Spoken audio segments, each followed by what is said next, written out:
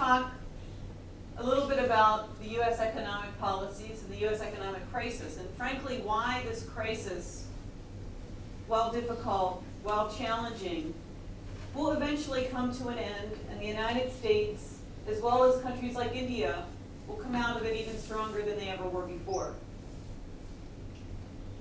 This crisis is unique. It's not like the other periodic recessions that we've had. It's much deeper. And one of the reasons that it's unique is because of a very unprecedented greed, frankly, in America, on Wall Street.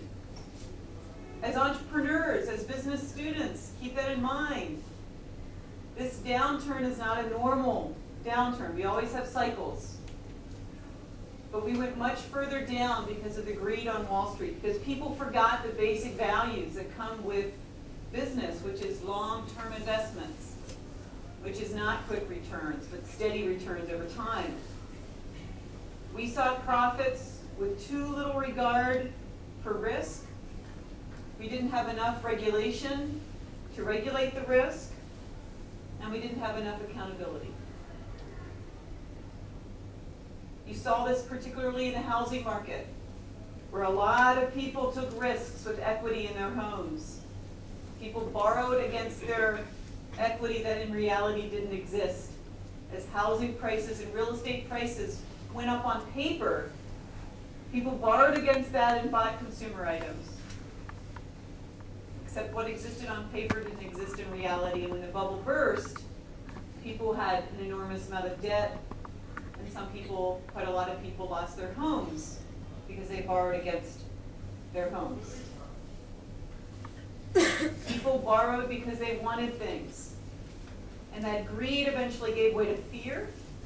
Investors pulled their money out of the market, banks didn't want to give credit anymore, and the whole supply of capital dried up. And when that capital dried up, entrepreneurs like you didn't have somewhere to go to get the venture capital they needed to start new businesses. Now, this could have continued to spiral, but one of the strengths that America has, and one of the strengths of a good entrepreneur, because remember, you know, one of the best, I have a dear, dear friend who is an entrepreneur, and he told me, even better than a business school degree is a failed business. He said, banks like to loan to me because I failed the first time. And I learned from my failure. He said, I learned everything I know about business from my failure. So one of the strengths about American spirit is that we learn from our failures. We acknowledge our mistakes. We evaluate our mistakes. We have lessons learned, and we move on, and we apply those lessons learned. And that's what we're doing right now. First thing the American people did was elect President Barack Hussein Obama to be president. They said, okay, we've had 8 years of an extreme free market ideology. We've had 8 years of a lack of regulation. We've had 8 years where greed has been allowed to perpetuate. Now we want something different. That didn't work. And what we have now is a president who's saying we need regulation. We need values in our business environment. We still need the free market. We still need entrepreneurship because that brings creativity, innovation, new ideas. We still need the free market, but we need to regulate it. We need to control the greed. We need to make sure that the excesses that come sometimes with capitalism and with free market are not allowed to prevail. And what he started to do is put in place some pretty amazing economic reforms that we're just seeing now are starting to turn the tide. It won't be fast, it won't be quick, because again, what have we learned? Fast, quick, often crashes 6 months, a year, 2 years later. No, he's building the building blocks to bring us out of the crisis in a long-term way, in a sustaining way, in a way that includes everybody, in a way that also doesn't harm our partners and friends around the world. Because when we stabilize our economy, we don't want to destabilize anybody else's, particularly India's. We want to make sure as our economy rebuilds, India's economy continues to grow. China's economy continues to grow. Because we firmly believe that the larger the pie, the better we all are. We do not want to fight over pieces of the pie. We learned our lesson. We will not become protectionist. Even though you'll hear sometimes rhetoric among certain people who want us to turn protectionist. And it's always tempting in a time of crisis to start fighting over the pieces of the pie. That's protectionism. But we've learned, no, expand the pie. Here, take my piece of pie. Because if we expand the economy, if we expand growth, in the end, we'll all be so much better off. So the first thing we did was pass a law that jump-started job creation. And jump-started job creation in areas that are also very important to long-term growth. And that's energy, that's health, education. We want to re-energize our education system because we believe that's central. As you can see here, I believe with Globsyn, that's also a central value. Human beings are capital.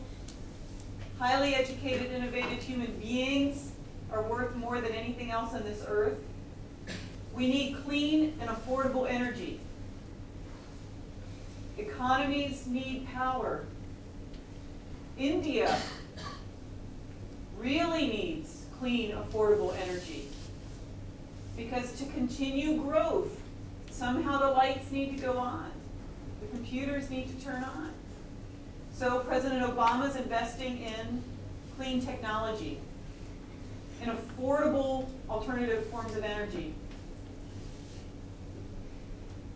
The U.S. Congress and the House, we have a very complicated legal system, but the House just passed a new energy bill supported by President Obama that puts a lot of money into research and development, gives seed money to new research into clean energy. This will benefit India a lot as we work in partnership with India on energy, which is an area that we are striving to expand in our relationship with India, to make sure that we come out with technologies, again, expand the piece of the pie. If energy is clean and affordable, that pie will only expand, and that's the only way to get inclusive growth.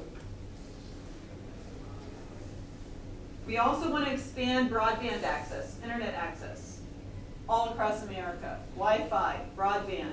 Again, why? Because that brings knowledge to everybody. How do you have inclusive growth? Make sure people have access to information.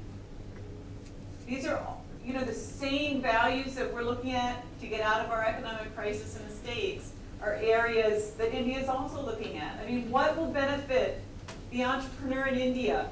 What will benefit the farmer in Murshidabad? Knowing the price of mangoes on the market. How does he know that? Information technology. How does he know what people in Mumbai will pay for a mango? Before, he used to know only through the middleman who he couldn't trust to tell him the truth. Now he knows because he has access to the internet. We want to expand that access to everyone in the United States, and hopefully with those same technologies and those same initiatives, that access will expand throughout the world, including to the villages of Murshidabad, where a gentleman right now is growing the best mangoes in the world. He just doesn't know how to market them. Now, one thing President Obama's made very clear is that he does not want to implement protectionism.